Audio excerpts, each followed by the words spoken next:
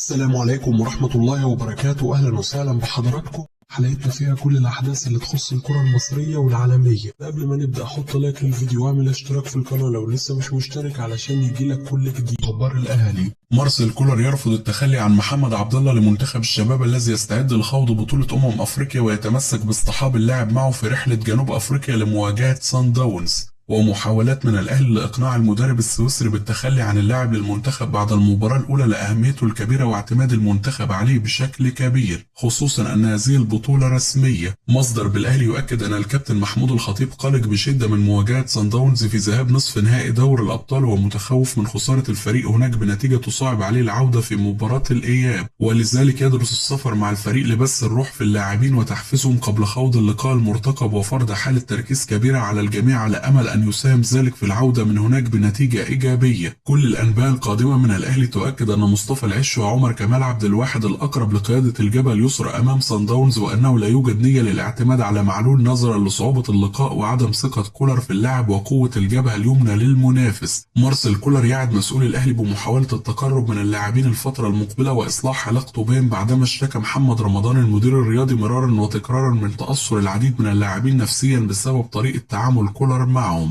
وعدم تفسير المدرب أسباب استبعادهم من المباريات وعدم إشراك آخرين سواء علي معلول أو محمد مجدي قفشة أو عمرو السولية أو مصطفى العش أو عمر الساعي. كاردوزو مدرب سان داونز يدافع عن لوكاس سواريز مدافع الفريق بعد الانتقادات الكبيرة التي تعرض لها بعد خسارة الفريق أمس أمام كايزر تشيفز الجنوب أفريقي بسبب الخطأ الذي ارتكبه اللاعب وتسبب في خسارة الفريق بالدقائق الأخيرة. وينتقد بشدة عدم تواجد تقنية الفار في البطولة بسبب وجود تسلل على لاعب المنافس في كرة الهدف. صحف جنوب أفريقيا تؤكد أن سان داونز يحاول التعافي سريعا وتخطي آلام الخروج من الكأس أمام كايزر تشيفز للاستعداد بشكل جيد للمواجهة المرتقبة أمام الأهلي. ستيف لوكويا لاعب جنوب أفريقيا السابق يؤكد أن مهمة سان داونز أمام الأهلي لن تكون سهلة على الإطلاق، وأنه سيحتاج إلى الخروج بشباك نظيفة في مواجهة الذهاب وتحقيق فوز بنتيجة جيدة لكي يكون الأهلي مطالب بخوض مباراة الإياب بأسلوب هجومي، ويترك لبيتر شولويل ولوكاس ريبيرو كوستا المساحات في الخلف.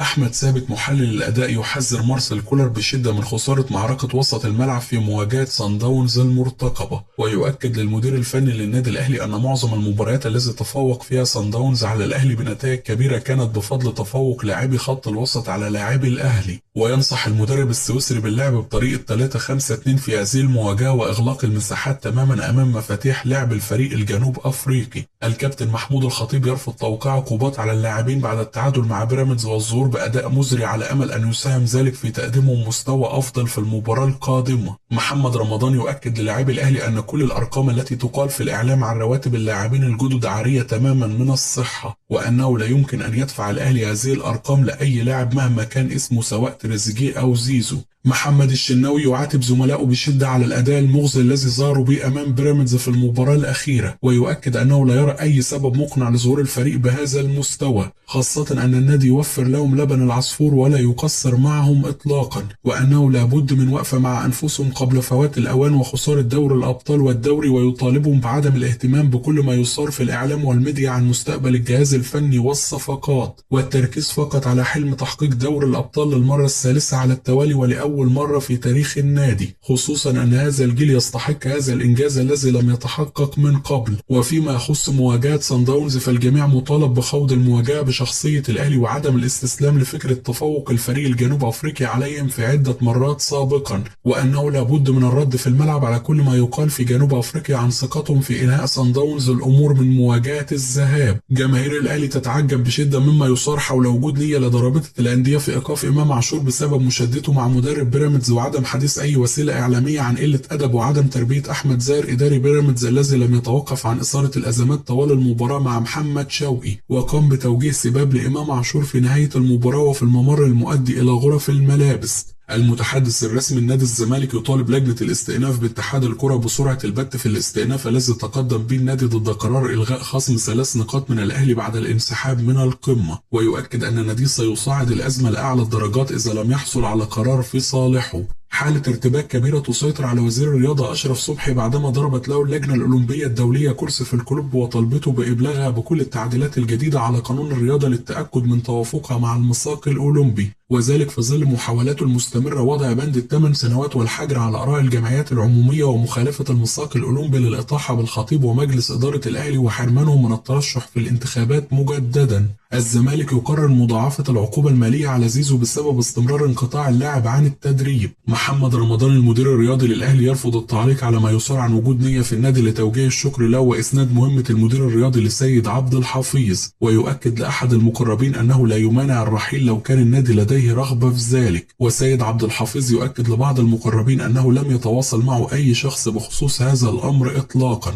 وأنه يخطط الفترة القادمة للعودة للأهلي بالفعل ولكن في منصب مختلف تماما مثل عضوية مجلس الإدارة. ومصدر بالنادي يؤكد أن عودة سيد عبد الحفيظ في منصب المدير الرياضي بدلا من محمد رمضان هو مجرد مقترح فقط من البعض، لكن الكابتن محمود الخطيب يثق بشدة في محمد رمضان حتى هذه اللحظة ولا يرغب في التغيير ولا يفكر في عودة سيد عبد الحفيظ إطلاقا. وكيل المدرب الألماني روجر شميت يؤكد أن موكله لم يتلقى عروض رسمية لتدريب الأهلي وأنه يرغب في البقاء بأوروبا الفترة القادمة ولا يميل للتدريب في قارة أفريقيا. ومصدر بالأهلي يؤكد أن اسم جوميز مدرب الزمالك السابق يحظى باهتمام كبير داخل النادي نظرا لمعرفته بالفريق وسهولة وسرعة تأقلمه، لكن حتى الآن لم تجرى أي مفاوضات رسمية معه، ولكن تم جس نبضه ورحب المدرب البرتغالي بتولي المسؤولية. بركات والسيد معوض يتفقون مع الكابتن محمود الخطيب والسيد عبد الحفيظ ويؤكدون على صعوبة توجيه الشكر لكولر قبل مباراتي صن داونز بسبب ضيق الوقت. صحف المغرب تؤكد اهتمام الأهلي بالتعاقد مع يوسف بالعمري ظهير أيسر الرجاء المغربي لتعويض الرحيل المحتمل ليحيى عطية الله والذي لم يقدم مستوى مقنع خلال فترة الإعارة، وذلك في ظل تأكيد إدارة الرجاء المغربي أنها لم تتلقى أي عروض رسمية للاعب حتى هذه اللحظة. وكيل جمال الشماخ الظهير الأيسر المغربي يؤكد أن موكله متاح مجانا حاليا ويمكنه التوقيع لأي نادي لكنه لم يتلقى أي عروض رسمية سواء من الأهلي أو غيره. الأهلي يتجاهل هقص البعض وما يقال عن رغبة زيزو في البقاء بنادي الزمالك ويضع برنامج تأهيلي للاعب لتنفيذه تحت إشراف مدرب خاص الفترة القادمة في ظل ابتعاده عن التدريب مع نادي الزمالك. زيزو يؤكد عدم امتلاكه حسابات على موقع إكس بعد نشر أحد الحسابات المنسوبة له فيديو وهو يحتفل مع جماهير الزمالك وسط شائعات رددها البعض عن رغبته في البقاء بنادي الزمالك. والد زيزو يصف ميدو ومسؤولي نادي الزمالك بالنصابين ويقرر مقاضاتهم ومقاضاة النادي بسبب رفضهم سداد مستحقات نجله المتأخرة والتي تصل ل70 مليون جنيه وتأكيدهم بأن نجله ليس لديه أموال لدى النادي سوى 9 مليون جنيه فقط. تقارير صحفية تؤكد أن الأهلي قد يفتح ملف محمد علي بن رمضان الفترة القادمة في ظل رغبة النادي في ضم لاعب رقم 8 سوبر للتواجد مع إمام عاشور الذي يلعب كل المباريات بسبب عدم وجود بديل له، ومخاوف مسؤول النادي من تأثر الفريق حال غيابه لأي سبب. ومصدر بالأهلي يؤكد أن العائق الوحيد أمام التعاقد مع اللاعب التونسي قد يكون عدد الأجانب ومطالب نادي المجري المبالغ فيها. بيراميدز يرفض أكثر من 3 عروض ضخمة لفيستون مايلي ويؤكد استحالة التفريط في اللاعب أو أي لاعب آخر من القوام الأساسي. علاقة ناصر ماهر ببيسيرو تتوتر بشكل كبير بسبب المشادة التي حدثت بينهم في معسكر الأبيض لمواجهة حرس الحدود والتي أدت إلى خصم 25% من عقد اللاعب. عبد الله السعيد يشترط الحصول على 35 مليون جنيه في الموسم للتجديد للزمالك إضافة إلى 10 مليون جنيه منح التعاقد بعد تلقي عرض من بيراميدز وعرض من المصري وعرض ليبي. مجلس إدارة الزمالك يقرر توجيه الشكر لبيسيرو نهاية الموسم الحالي بغض النظر عن نتائجه مع الفريق والاستعانة بمدرب آخر بنفس شخصية جوميز. رؤوف خليف المعلق التونسي الشهير الذي قام بالتعليق على المباراة الأخيرة بين الأهلي وبيراميدز يؤكد إعجابه الكبير ببيراميدز ومدربه الكرواتي، ويؤكد أنه لم يشعر أن بيراميدز كان يلعب منقوص أمام الأهلي في المباراة الأخيرة وشعر أن الفريق اكتسب ثقة ونضج تكتيكي كبير، ويرى بأنه المرشح الأبرز حاليا لتحقيق دور الأبطال وأنه قد يحصد الدوري المصري ودور الأبطال هذا الموسم إذا ظل الأهلي على هذا الحال. وأنه يصف مؤخرا بيراميدز بأتلتيكو مدريد الكرة المصرية لأنه ليس سهل على أي نادي أن يقارع كبار الكرة المصرية الأهلي والزمالك ويحصد ألقاب في وجودهم. وفيما يخص مستقبل مارسيل كولر مع الأهلي فهو يرى من وجهة نظره أنه لابد من التغيير وتجديد الدماء. تامر عبد الحميد دونجا لاعب الزمالك السابق: بيراميدز يستحق التتويج بلقب الدوري هذا الموسم ولا ينقصه سوى الدعم الجماهيري فقط، والزمالك يسعى لإنهاء الدوري في المركز الثاني للتواجد في بطولة دوري أبطال أفريقيا الموسم المقبل،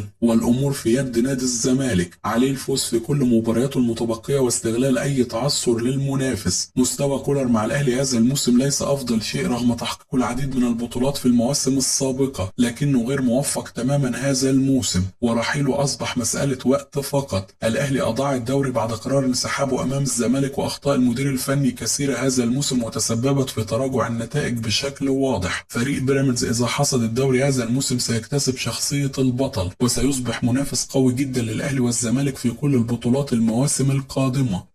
كده تكون انتهت اخبارنا، اشوفكم على خير في حلقة جديدة.